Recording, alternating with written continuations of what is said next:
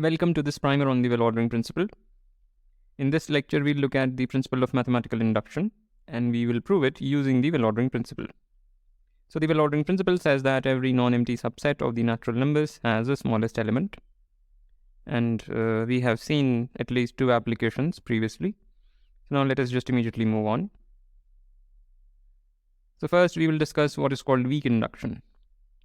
Suppose f is a function from the natural numbers to 0, 1, such that something happens, but before, let me try to give an interpretation to this. Think of 0 as false and 1 as true. So f is basically, you can think of as a sequence of mathematical statements, and the value at any n is telling us whether or not this statement is true or false, right? So any mathematical statement which is of the form for all natural numbers blah blah blah, you can think of as this. Alright, so suppose f1 equals 1, meaning it holds, the statement holds for n equals 1. And second condition is that, so whenever f of n is equal to 1, for some, little n is given to be a positive integer. And if this holds, then this holds. Right? So that's the second condition that we insist is satisfied by the function f. Then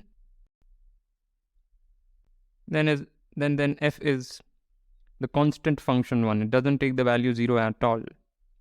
And this is no mystery. If you just think about it, you have the numbers 1, 2, 3, 4 lined up. f1 is equal to 1 is given. And since f1 is equal to 1, you use the second statement, f1 is equal to 1, therefore f2 must also be equal to 1. So f2 is 1. Now, since f2 is 1, again you use the second statement, f3 must also be equal to 1, and so on and so on. So it's intuitively clear why this is the case. In fact, you can take this as your starting point and then prove the well-ordering principle from it. But I like to go the other way. Even though this is a completely trivial statement, it still requires a proof. Okay, so let's just quickly apply a proof. Again, let B be the set of all those natural numbers for which the desired statement does not hold, meaning f of n is 0. If B were empty, then we were done. So we may assume that this is non-empty. So that's an assumption. Okay, and then we choose a minimum element in it by the well-ordering principle. Okay, we choose the smallest element in it. And again, note that m is at least 2. That's because 1 is not here. By condition A, 1 is not here. And hence, the smallest element cannot be 1. It is at least 2. Therefore, m minus 1 is a natural number which is not in B, which implies f of m minus 1 is 1. Since m minus 1 is a natural number and not in the bad set, f of m minus 1 must be equal to 1. But then apply condition B to get f of m equals 1, which implies m is not in the bad set, which is a contradiction. That's it. That's the reasoning behind the truth of this statement. And this is called weak induction. Okay.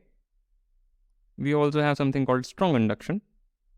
So again, fix f as a function from naturals to 0, 1 with f1 equals 1 and with the property that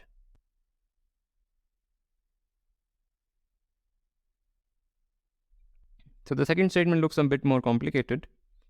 What it is saying is the following: fix some natural number n, and suppose you detect this to be true, then this is true, right? So it may look like a stronger hypothesis and whatever, but this is a more useful statement than the weak induction. Here you are allowed to assume more. Okay? So in the weak induction, we did not need to say anything about these guys. This was enough, but here we are saying much more. Okay, and the conclusion does not change. Then Okay, f is the constant function 1. So this is an exercise. Proof is an exercise using the well ordering principle. All right. So now let us see an application of induction. I'm sure you must have seen it in high school, but in high school things are somewhat mechanical and many times we don't even know what is going on. But now hopefully we do. So let's prove this very popular fact. So we want to show that theorem, fix a natural number n, then the sum of the first n natural numbers is given by that expression.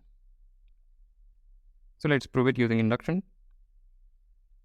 So let f be this statement. Sorry, f be this function such that,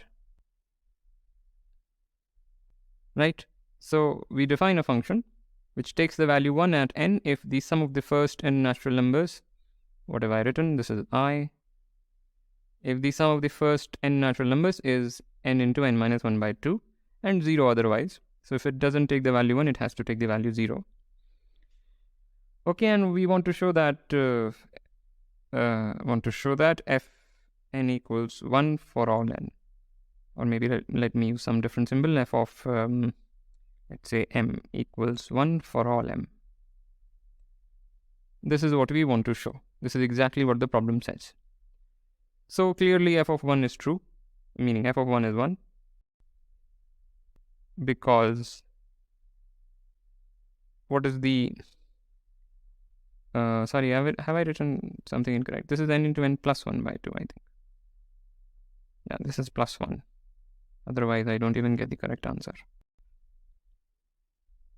Yeah.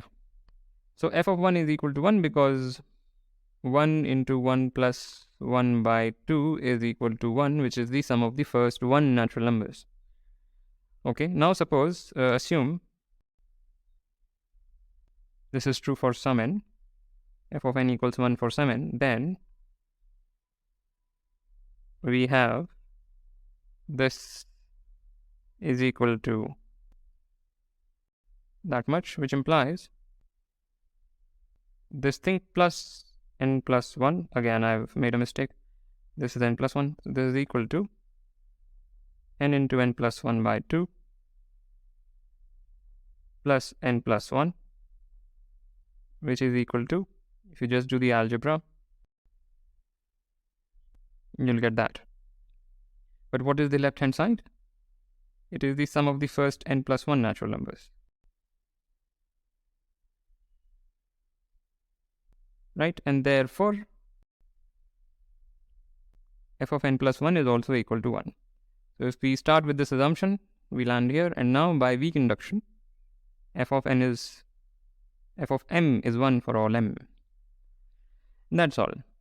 So this is, I'm sure we do it in high school, we say something like p1 be equal 1 and then pn be true and pn plus 1 blah blah blah, possibly without even knowing what's going on.